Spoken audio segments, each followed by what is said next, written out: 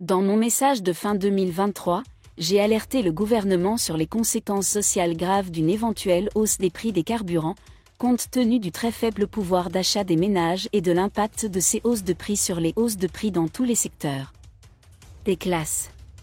Force est de constater que, comme à son habitude, ce gouvernement reste indifférent à nos appels à l'aide. Désolé de vous interrompre, ce rapport peut contenir des commentaires soumis au choix de l'auteur.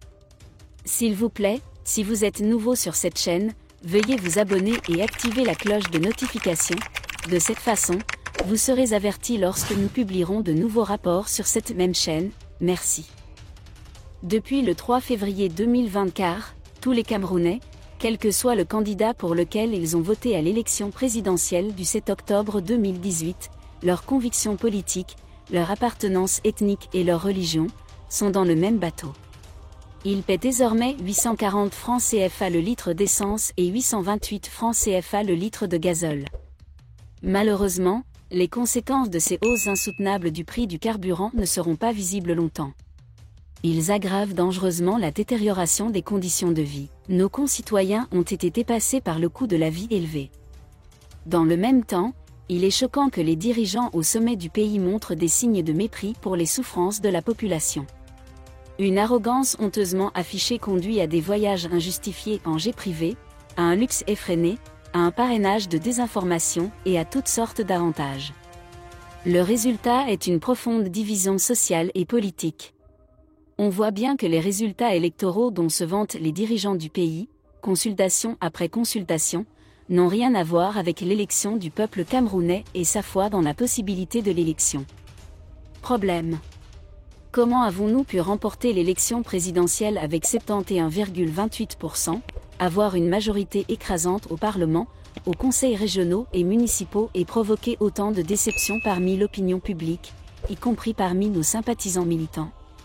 Et alliés en quête de victoire? Avec une telle violence?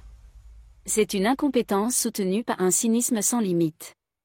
Chers compatriotes de tout le Cameroun, les conditions de vie misérables créées par le gouvernement pour la grande majorité de la population de notre pays nous imposent un sursaut national.